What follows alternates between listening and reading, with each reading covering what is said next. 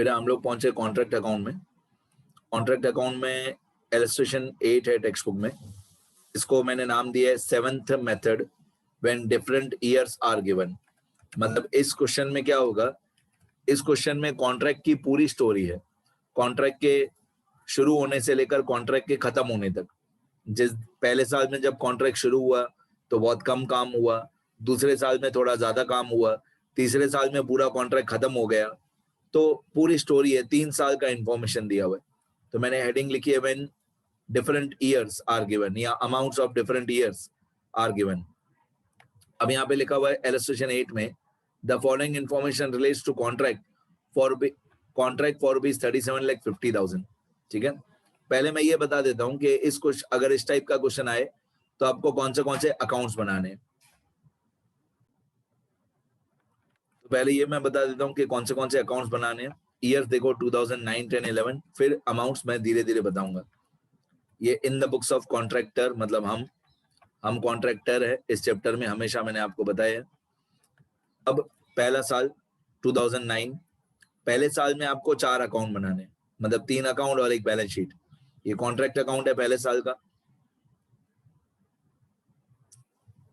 फिर ये पहले साल का वर्क इन प्रोग्रेस अकाउंट है। फिर पहले साल का कॉन्ट्रैक्ट ही अकाउंट है और पहले साल की बैलेंस शीट है। 4 चीजें आपको बनानी है, contract account, work in progress, contract he, balance sheet. उसी तरह सेकंड ईयर, उसी तरह थर्ड ईयर। सेकंड ईयर में भी आपको contract, work in progress, contract, work in progress, contract ही और बैलेंस शीट। सेकंड ईयर में भी आपको ये 4 अकाउंट बनाने। थर्ड ईयर में आपको कॉन्ट्रैक्ट अकाउंट बनाना है, थर्ड ईयर में कॉन्ट्रैक्ट अकाउंट बनाना है, वर्क इन प्रोग्रेस नहीं बनाना है। मैंने बनाया है पर इसमें कोई एंट्री नहीं आएगी। वर्क इन प्रोग्रेस नहीं बनाना है, कॉन्ट्रैक्ट ही बनाना है और बैलेंस शीट नहीं बनाना है। मतलब थर्ड ईयर में मैं डिलीट कर दूं जो नहीं चाहिए, जो चीजें नहीं चाहिए मैं उनको डिलीट कर देता हूं। थर्ड ईयर में हमको ये बैलेंस शीट नहीं चाहिए,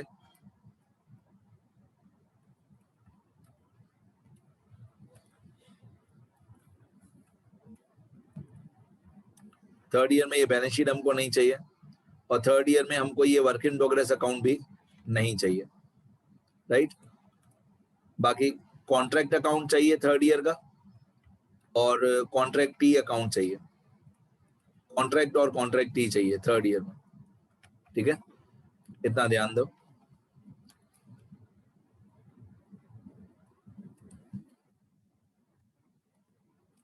चलो, अभी फर्स्ट लाइन में लिखा हुआ था कॉन्ट्रैक्ट प्राइस, फर्स्ट लाइन में लिखा हुआ था कॉन्ट्रैक्ट प्राइस 37,50,000। तो मैंने यहाँ पे लिख के रखा है कॉन्ट्रैक्ट प्राइस 37,50,000 वर्किंग नोट्स में। ये हमारे वर्किंग नोट्स, इसमें मैंने कॉन्ट्रैक्ट प्राइस सबसे पहले लिख के रखा है 37,50,000। आगे और क्या क्या इंफॉर्मेशन क्वेश्चन में दिया हुआ है। वैसे इसको क्वेश्चन को जो अमाउंट्स क्वेश्चन में दी हुई है उनको सॉल्व करना 2 मिनट का काम है, लेकिन बैलेंसिंग करने में 15-20 मिनट वेस्ट हो जाएंगे। जो ये 10-15 अमाउंट्स क्वेश्चन में दी हुई है वो सॉल्व करना बहुत इजी है, बैलेंसिंग इस क्वेश्चन की बहुत हार्ड है। अब मैं ये सारी अमाउंट्स एक एक करके सॉल्व करना शुरू करता हूँ। Material, wages, direct expense, indirect expense, ये 4 अमाउंट जो हैं, material, wages, direct expense, indirect expense, ये चारों अमाउंट तीनों साल में कॉन्ट्रैक्ट अकाउंट में डेबिट साइड पे आएंगे। मटेरियल भी एक्सपेंस है, डेबिट होगा, वेजेस भी एक्सपेंस है, डायरेक्ट एक्सपेंस भी एक्सपेंस है, इनडायरेक्ट एक्सपेंस भी एक्सपेंस है, ये चारों डेबिट होंगे तीनों साल में। Material, wages, direct expense, indirect expense. तो पहले मैं नाम लिखना शुरू करता हूँ, ऊपर से 1-2 लाइन छोड़ देता हूँ। To material, to wages, to direct expense, to indirect expense. अब यही मैं सेम कॉपी पेस्ट करूंगा दूसरे साल में भी। To material, to wages, to direct expense और टू इनडायरेक्ट एक्सपेंस। ये दूसरे साल के कॉन्ट्रैक्ट में भी डेबिट कर दिया मैंने। अब तीसरे साल के कॉन्ट्रैक्ट में भी मैं लिख देता हूं ये सारे नाम।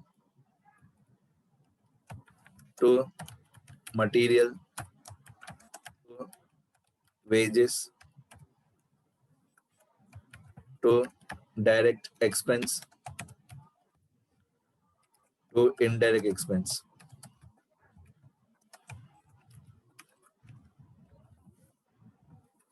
ठीक है, अब मैं इनकी अमाउंट लिख देता हूं। मैंने बोला ना जो क्वेश्चन में अमाउंट दी हुई है वो तो 2 मिनट में हो जाएगी, आगे बैलेंसिंग बहुत लेंथी है। चलो ये 4 अमाउंट्स, पहले साल वाली 450, 425, 17,500, 7,500।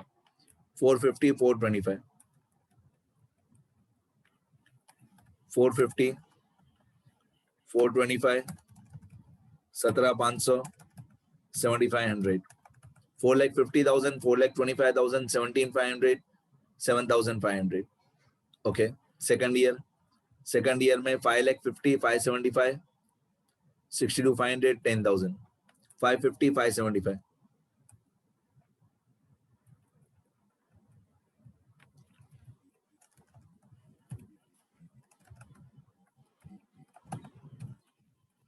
एक बार चेक करते हैं अमाउंट चारों, 550, 575, 62,500 और 10,000। 550, 575, 62,500, 10,000 सही है। अब तीसरा साल, तीसरे साल में 3,15,000, 4,25,000, 22,500, 315, 425, 22,500।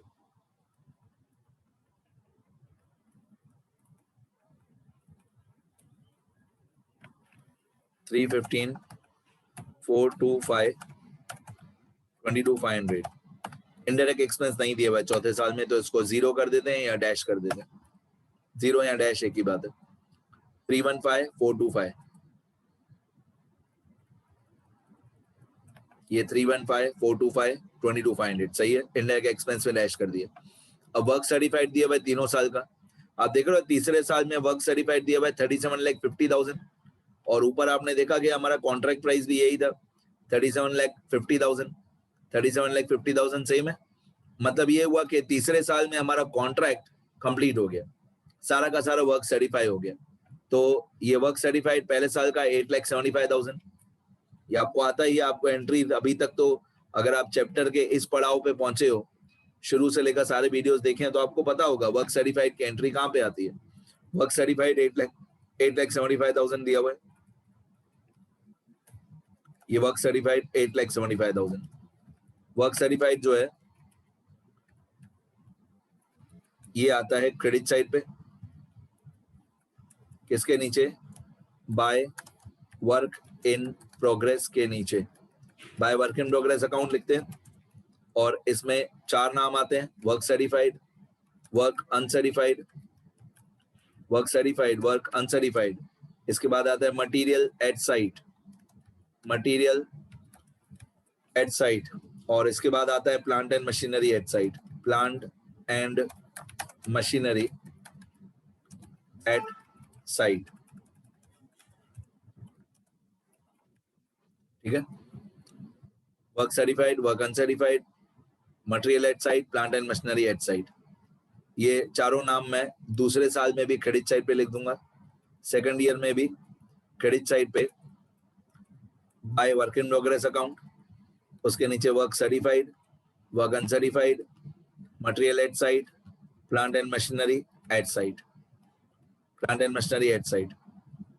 ठीक है, लेकिन तीसरे साल में मैं क्रेडिट साइड पे ये 4 नाम नहीं लिखूंगा। तीसरे साल में क्रेडिट साइड पे ये 4 नाम नहीं आएंगे। तीसरे साल में क्रेडिट साइड पे आएगा बाय कॉन्ट्रैक्टी अकाउंट, क्योंकि सारा का सारा कॉन्ट्रैक्ट जो है वो तीसरे साल में कंप्लीट हो गया। तो बाय कॉन्ट्रैक्टी अकाउंट और ब्रैकेट में कॉन्ट्रैक्ट प्राइस। आपको याद होगा तीसरे साल में सारा का सारा सर्टिफाई हो गया था, सारा का सारा कॉन्ट्रैक्ट कंप्लीट हो गया था। तो तीसरे साल में क्रेडिट साइड पे 37,50,000 आएगा, सारा का सारा वर्क सर्टिफाई हो गया, सारा कॉन्ट्रैक्ट कंप्लीट हो गया। तो तीसरे साल में बाय वर्क इन प्रोग्रेस नहीं आएगा, दिमाग लगाओ। तीसरे साल में वर्क इन प्रोग्रेस है ही नहीं, वर्क फिनिश हो गया, इन प्रोग्रेस है ही नहीं, तो वर्क इन प्रोग्रेस अकाउंट बनेगा ही नहीं तीसरे साल में। अब मैं तीनों साल का वर्क सर्टिफाइड एक बार चेक करूंगा, सेकंड ईयर लिखना बाकी है, मेरे को मालूम है। अब क्वेश्चन में जाते हैं। पहले साल का वर्क सर्टिफाइड 875, ये मैंने लिख दिया। दूसरे साल का वर्क सर्टिफाइड 2825 ये लिखना बाकी है मेरा। और तीसरे साल का 3750, सेकंड ईयर में 2825। अब मैं सेकंड ईयर में जाऊंगा और क्रेडिट साइड पे मैं लिखूंगा 28,25,000, ठीक है। और तीसरे साल में सारा का सारा कॉन्ट्रैक्ट कंप्लीट हो गया, 37,50,000 सारा का सारा सर्टिफाई हो गया थर्ड ईयर में। आगे बढ़ते हैं।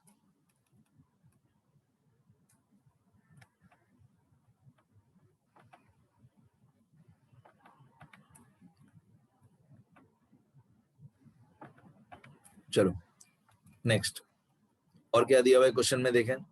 वर्क अनसर्टिफाइड दिया हुआ है 0, 50,000 0, वर्क अनसर्टिफाइड 0, 50,000 0, ये मैं लिखना शुरू करता हूं। पहले साल में वर्क अनसर्टिफाइड 0, दूसरे साल में वर्क अनसर्टिफाइड 50,000, तीसरे साल में तो वर्क अनसर्टिफाइड 0 ही होना है। क्यों 0 ही होना है, कंपलसरी 0 ही होना है, क्योंकि तीसरे साल में सारा का सारा कॉन्ट्रैक्ट सर्टिफाई हो गया, सारा कॉन्ट्रैक्ट कंप्लीट हो गया, तो तीसरे साल में वर्क अनसर्टिफाइड 0 ही हो गया। 37,50,000 सारा सर्टिफिकेट हमको मिल गया, तो अनसर्टिफाइड 0 ही होगा ना, कुछ भी अनसर्टिफाइड होगा ही नहीं, सब सर्टिफाई हो गया। तो 0, 50,000 0 मैंने लिख दिया। अब और क्वेश्चन में क्या दिया हुआ है, और आपको क्वेश्चन में दिया हुआ है प्लांट 50,000, मतलब plant Saint on site, plant मतलब प्लांट सेंट ऑन साइट 50,000 पहले साल में दिया हुआ है, बाकी 2 साल में डैश डैश, तो मैं सिर्फ पहले ही साल में लिखूंगा प्लांट सेंट ऑन साइट 50,000, बाकी दोनों साल में हमने प्लांट भेजा नहीं है, एक ही प्लांट को 3 साल यूज किया है। तो प्लांट सेंट ऑन साइट 50,000 का प्लांट हमने कॉन्ट्रैक्ट पे भेजा 50,000, तो ये डेबिट साइड पे आएगा 50,000। और क्या दिया भाई क्वेश्चन में, हाँ सेकंड और थर्ड ईयर में हमने प्लांट नहीं भेजा है। फिर लिखा हुआ है the value of plant at the end of the year 2009, 10, 11 was 40,000, 25,000, 10,000 respectively. ये प्लांट का क्लोजिंग बैलेंस है 40, 25, 10, तो ये तीनों साल में क्रेडिट हो जाएगा 40, 25, 10। Plant and machinery eight side 40, 25, 10, तो ये प्लांट का क्लोजिंग बैलेंस है 40, 25, 10। तो पहले साल में, ये पहला साल है, पहले साल में plant and machinery eight side 40,000, दूसरे साल में 25,000, तीसरे साल में 10,000। अब ये 10,000 डायरेक्टली मैं आउटर कॉलम में लिखूंगा। अब मैं ऐसा नहीं लिखूंगा plant and machinery at site नहीं लिखूंगा, क्योंकि तीसरे साल में सारा कॉन्ट्रैक्ट कंप्लीट हो गया, तो जो भी कॉन्ट्रैक्टर है वो 10,000 का प्लांट जो बच गया उसको अपने मेन बिजनेस में रिटर्न कर देगा। तो मैं यहाँ पे लिखूंगा by plant returned to stores, stores मतलब मेन बिजनेस। तो हम यहाँ पे ऐसा नहीं लिखेंगे प्लांट एट साइट, हम ऐसा लिखेंगे कॉन्ट्रैक्ट खत्म हो गया और 10,000 का प्लांट वापस अपने मेन बिजनेस में बेच दिया। अब आपको लग रहा होगा, सुनना ध्यान से, पहला साल आपको इजीली समझ में आएगा, प्लांट के बारे में बता रहा हूँ। पहला साल आपको इजीली समझ में आ जाएगा कि 50,000 डेबिट हुआ, 40,000 क्रेडिट हुआ, डिफरेंस 10,000, वो आपको इजीली पता चल जाएगा कि ये 10,000 डेप्रिसिएशन है। डेप्रिसिएशन हम लोग डायरेक्टली नहीं लिखते हैं, लेकिन इनडायरेक्टली डेप्रिसिएशन अपने आप एडजस्ट हो जाता है। डेबिट हुआ 50, क्रेडिट हुआ 40, तो 10,000 अपने आप एडजस्ट हो जाएगा। अब सेकंड ईयर में आपको ऐसा लगेगा कि सेकंड ईयर में तो सिर्फ प्लांट 25,000 क्रेडिट हुआ, डेबिट तो कुछ हुआ ही नहीं। तो मैं आपको समझाता हूं कि यहाँ पे प्लांट डेबिट कैसे होगा। सुनना ध्यान से, सुनना ध्यान से। ये जो 4 अमाउंट होती है, work certified, work uncertified, material at site, plant and machinery at site, इन चारों का जो टोटल आएगा, इन चारों का जो टोटल आएगा ये जाएगा वर्क इन प्रोग्रेस अकाउंट में। ये जो ऊपर इन चारों का टोटल आएगा वही टोटल यहाँ पे नीचे वर्क इन प्रोग्रेस अकाउंट में जाएगा। फिर वर्क इन प्रोग्रेस का क्लोजिंग बैलेंस आएगा, वर्क इन प्रोग्रेस का जो क्लोजिंग बैलेंस आएगा, तो मैंने रूल बताया आपको, वर्क इन प्रोग्रेस का क्लोजिंग बैलेंस, पहले साल का क्लोजिंग बैलेंस, ये दूसरे साल के कॉन्ट्रैक्ट अकाउंट का ओपनिंग बैलेंस होता है. The closing balance of work in progress of first year, the closing balance of work in progress account of first year becomes the opening balance of contract account of second year, becomes the opening balance of contract account of second year. तो उसके अंदर plant and machinery automatically include हो जाएगा. तो अलग से plant and machinery debit करने की जरूरत नहीं है सेकंड ईयर में. इस वर्क इन प्रोग्रेस के अंदर प्लांट एंड मशीनरी इंक्लूड हो जाएगा, राइट. उसी तरह से सेकंड ईयर और थर्ड ईयर भी ये 25,000 वर्क इन प्रोग्रेस में जाएगा, फिर वर्क इन प्रोग्रेस में से थर्ड ईयर के कॉन्ट्रैक्ट में चला जाएगा यहाँ पे. तो अपने आप उसके अंदर प्लांट एंड मशीनरी इंक्लूड हो जाएगा, उसकी चिंता मत करो, यहाँ पे डेबिट में इंक्लूड हो जाएगा. चलो आगे बढ़ते हैं. अब क्वेश्चन में जो सब दिया हुआ था वो कंप्लीट हो गया हमारा. Prepare necessary accounts and show balances in balance sheet. अभी और बहुत सारी नई नई बातें बाकी हैं. ये तो सिर्फ उतना था कि जो क्वेश्चन में अमाउंट दी हुई है. बैलेंसिंग इस क्वेश्चन की बहुत हार्ड है. अब बैलेंसिंग यहीं से शुरू करते हैं, वर्क इन प्रोग्रेस से. Equal to sum from 8,75,000 to 40,000. इनका सम होता है 9,15,000. ये चार अमाउंट्स का टोटल 9,15,000 होता है. ठीक है. तो 8,75,000 work certified, work uncertified 0. Question में 0 दिया हुआ था. मटेरियल एट साइड नहीं दिया हुआ है तो हम 0 अज्यूम करेंगे. टोटल चारों को मिला के 9,15,000. ठीक है. अब ये जो चार अमाउंट यहाँ पे क्रेडिट हुई 875, 0, 0 और 40, ये चारों अमाउंट्स नीचे वर्क इन प्रोग्रेस अकाउंट में डेबिट हो जाएगी. वर्क इन प्रोग्रेस अकाउंट में हम लोग डेबिट साइड पे लिखेंगे टू कॉन्ट्रैक्ट अकाउंट, यहाँ पे लिखेंगे टू कॉन्ट्रैक्ट अकाउंट. ठीक है. इसके नीचे ये चार अमाउंट लिखेंगे, work certified, work uncertified, material eight side, plant and machinery eight side. ये चार अमाउंट लिखेंगे हम लोग.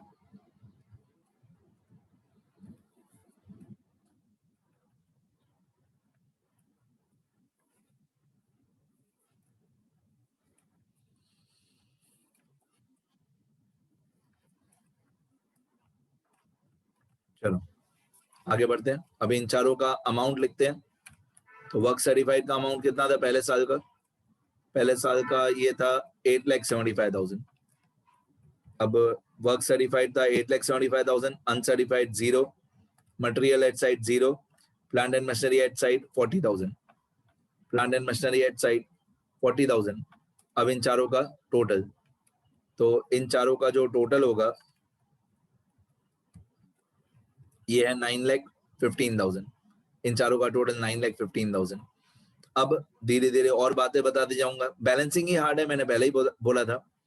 अब धीरे धीरे और बातें बताते जाता हूँ, सुनते जाओ. एक मैंने स्टेटमेंट बना के रखा है वर्किंग नोट्स में, जिसको समझना अभी इस वक्त समझना ही पड़ेगा, तभी मैं आपको इसके नीचे जो कॉन्ट्रैक्टी अकाउंट बनाया है वो समझा पाऊंगा. तो जो मेरे को स्टेटमेंट मैंने बनाया है और मेरे को समझाना है, उसके लिए मेरे को तीनों साल का वर्क सर्टिफाइड चाहिए. तो पहले साल का वर्क सर्टिफाइड 8,75,000, दूसरे साल का वर्क सर्टिफाइड 28,25,000, तीसरे साल का वर्क सर्टिफाइड सारा का सारा 37,50,000 सारा सर्टिफाई हो गया. अब आपको याद होगा क्वेश्चन में एक जगह पे लिखा हुआ था कि कैश रिसीव्ड इज 90%. ये ऊपर ऊपर लिखा हुआ है सेकंड लाइन में, the contractee pays 90% cash against work certified. अब ये मेरे को पूरा प्रोसेस समझाना पड़ेगा कि क्योंकि इस क्वेश्चन में कॉन्ट्रैक्टी अकाउंट भी बनाना है, तो 90% कैश हमको कौन सी अमाउंट का 90% मिलेगा? तो वर्क सर्टिफाइड तो दिया हुआ है तीनों साल का 8,75,000, 28,25,000 और 37,50,000. लेकिन कैश रिसीव कैसे होगा इन तीनों का 90%? सुनना ध्यान से. ये तीन अमाउंट याद कर लो, 875, 2825, 37,50,000.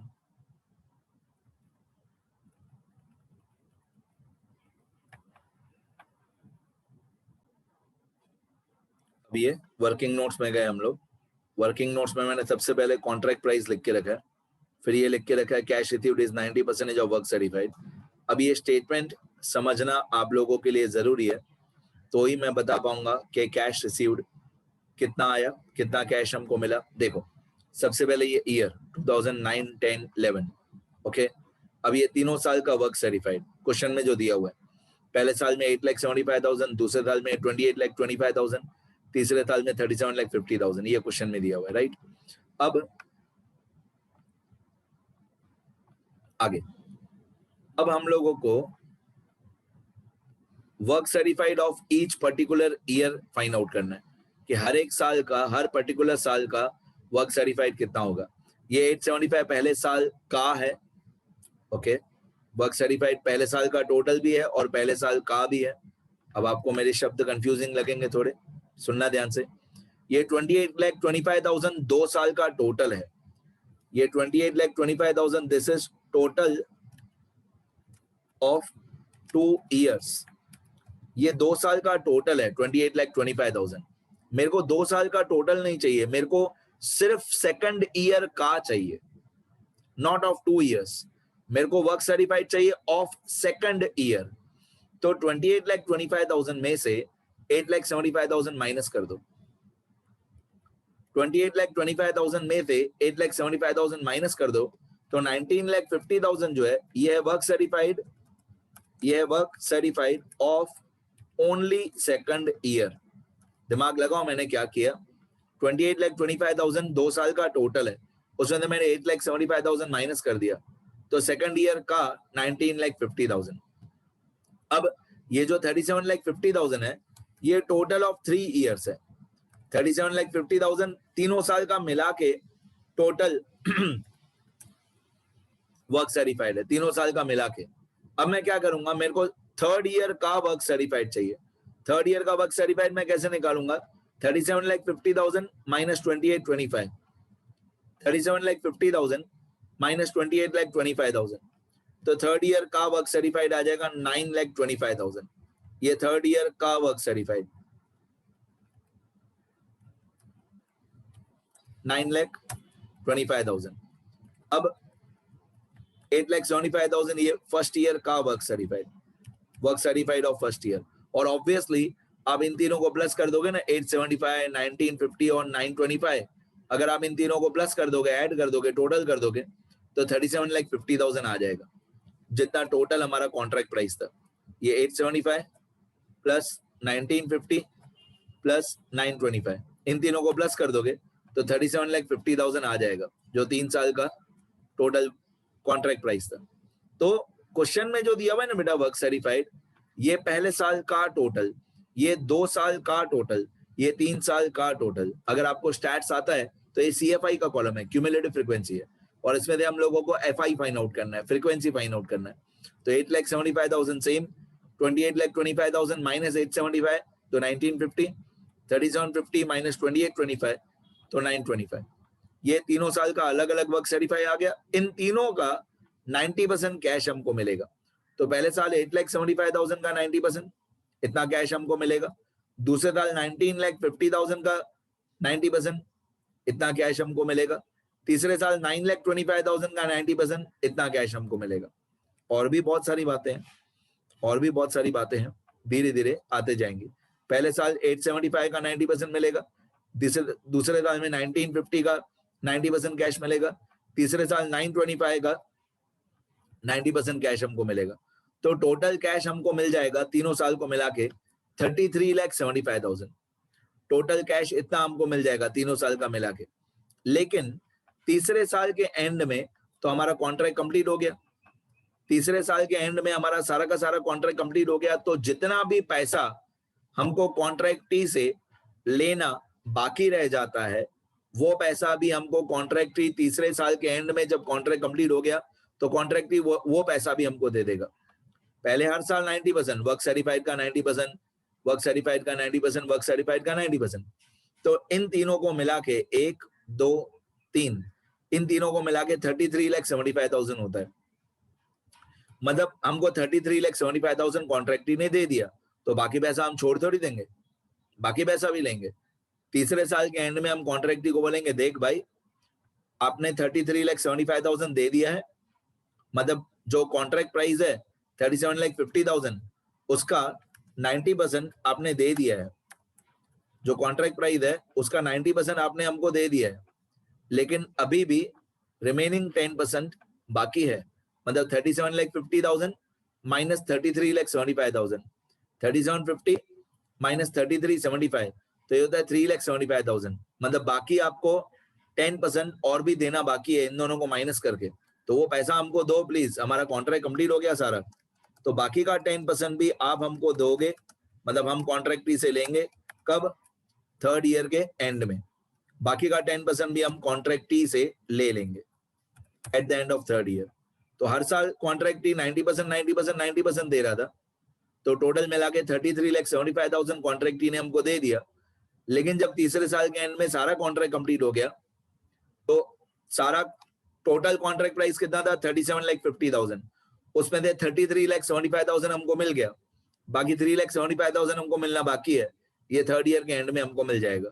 अब ये जो कॉलम है ये cash received at 90% of work certified of particular year, ये जो कॉलम है ये पूरा कॉलम 7,875,00, 1755, 832,500 और चौथे साल में ये तीसरे साल में 3,75,000, ये जो पूरा कॉलम है ये अमाउंट्स हर साल कॉन्ट्रैक्टी अकाउंट में क्रेडिट होंगी, ये कॉन्ट्रैक्टी अकाउंट में क्रेडिट होगा, कॉन्ट्रैक्टी अकाउंट क्रेडिट एवरी ईयर, पहले साल में इतना क्रेडिट होगा, दूसरे साल में इतना क्रेडिट होगा, तीसरे साल में इतना क्रेडिट होगा। तो ये सब समझना जरूरी था कॉन्ट्रैक्टी अकाउंट बनाने के लिए। हाँ पीछे और भी कुछ कैलकुलेशन है, वो प्रॉफिट के 2 पार्ट्स किए हुए हैं, वो अभी नहीं, पहले कॉन्ट्रैक्टी अकाउंट करा दूं पूरा, फिर प्रॉफिट के पार्ट्स करने भी सिखाऊंगा, वो अलग टॉपिक है, वो भी मैं समझाऊंगा, जो इसके राइट साइड पे और भी कॉलम्स बनाए हुए हैं। पहले मेरे काम का ये है 787,500, अब ये 787,500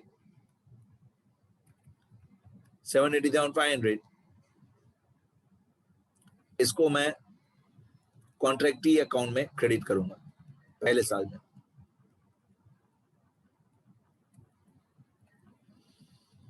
यहां पे पहले साल में मैं कॉन्ट्रैक्टी अकाउंट में क्रेडिट करूंगा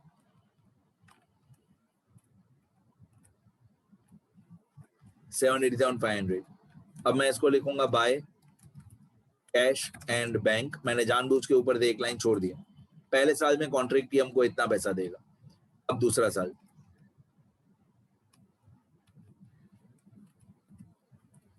दूसरे साल में कॉन्ट्रैक्टी हमको इतना पैसा देगा 17,55,000 by cash and bank account.